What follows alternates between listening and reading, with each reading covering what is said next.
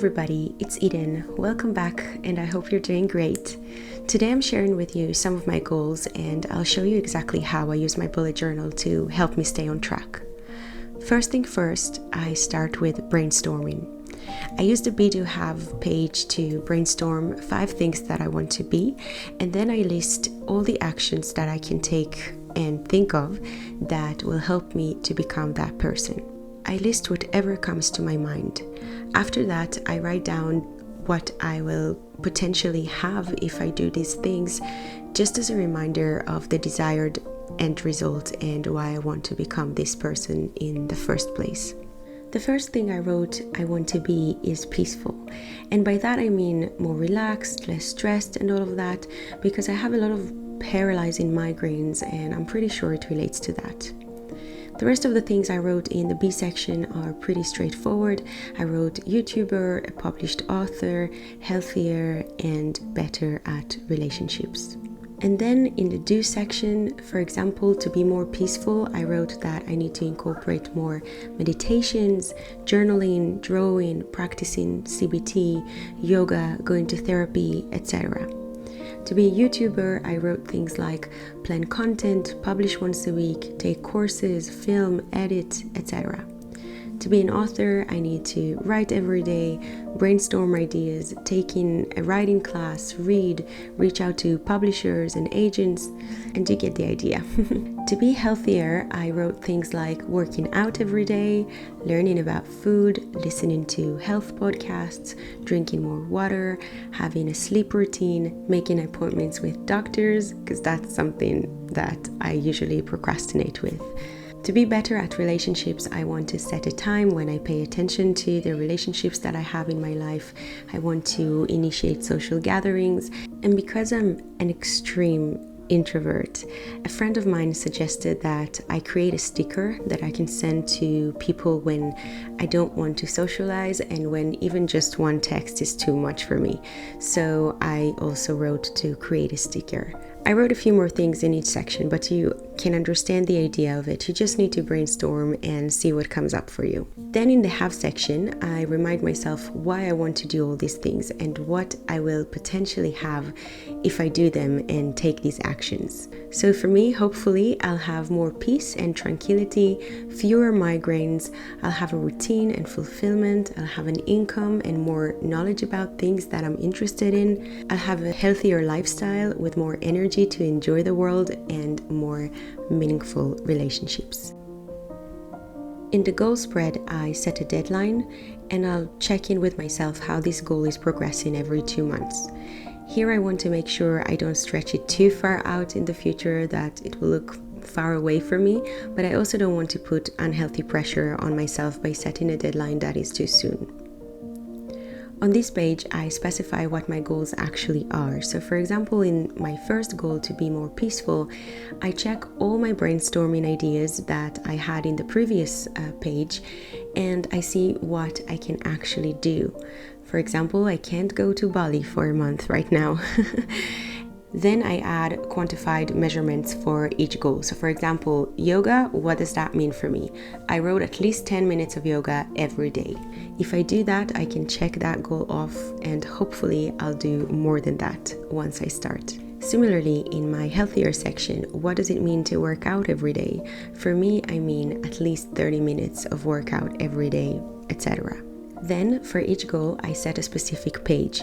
On this page, I make sure no stone is left unturned and I dive deep into each one. If you're going to follow this system, you should know that this should take you some time to think about. And you don't have to do this in one day. But do set a deadline for yourself as to when you're going to finish setting up your goals. Maybe you can do 1 day for each goal. Here I start with the where I'm at part, because that will help me work out the specifics of that goal. This section is really important and it's here to raise my self-awareness as to where I'm at. And I'm always amazed by how wrong I am when I sit down and actually look at the facts.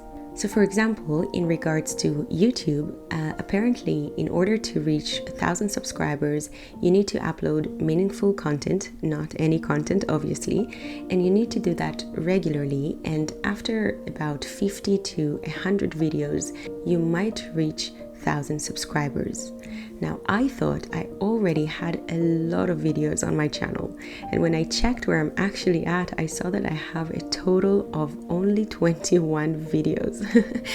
So that was a wake-up call for me that I really need to up my game. I also admitted to myself here that I don't have a specific schedule and other things like that. So that is why this step is important, because it is where I put a proverbial mirror in front of myself. I cut the BS and put some fire up my behinds to start working. So after I finish thinking about where I'm at and where I want to be, I write a specific definition for that specific goal. What you'd want to keep in mind is that your goal should be only about things that you can control. So for example, for my YouTube goal, I can't say I want to have 1,000 subscribers by the end of January, because that's out of my control. What I can do is publish a video every week and write down the specific day I'm planning to do that, learn about how to make my videos stand out more, engage with my audience and see what kind of content they're interested in, plan my content in advance, and so on. In the if then plan section, I usually use this part to prevent me from failing. For example, what I have here on my YouTube goal is that if I don't feel like editing or filming, I'll then use the time to learn something new. So maybe I'll do an editing course or a YouTube course, etc. Similarly, with my peace and health goal, I'll also look for ways to measure my goal, so I'll know if I achieved it or not.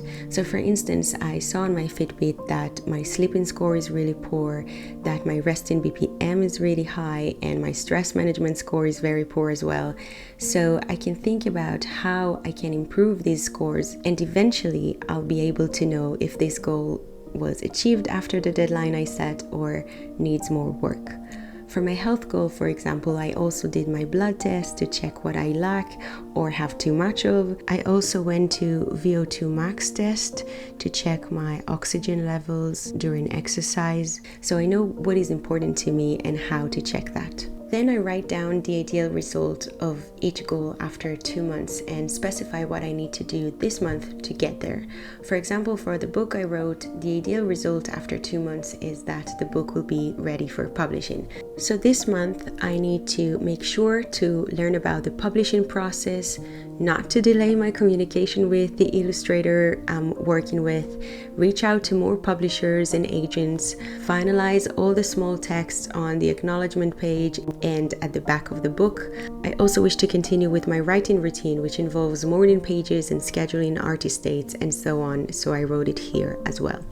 Then I put all the deadlines I set for each goal on my action plan, as well as other important dates, and I write down the ideal goal for each week. So for example, for my YouTube, I want to upload a video a week, so I write what I need to do on Sunday and Monday, etc. to have a video ready.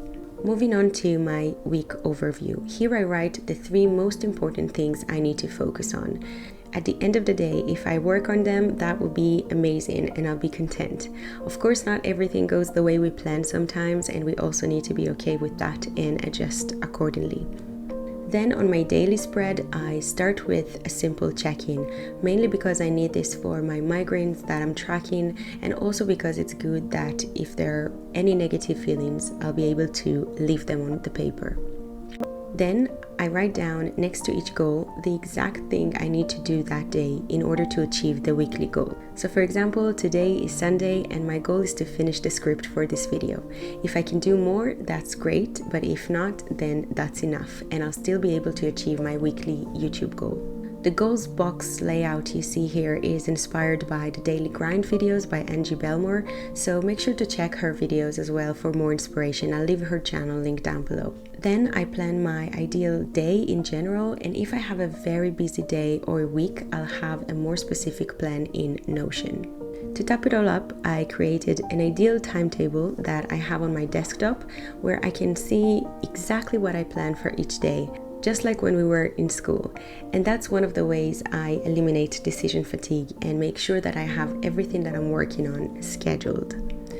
I'll leave a link for this template in the description box in case you're interested. I hope that was helpful. If you have any suggestions on how to make my planning even better, please let me know. I'd love to learn from you. Any other feedback is always welcome too. Sending you lots of love, good luck with your goals, and enjoy your planning. See you. Bye bye.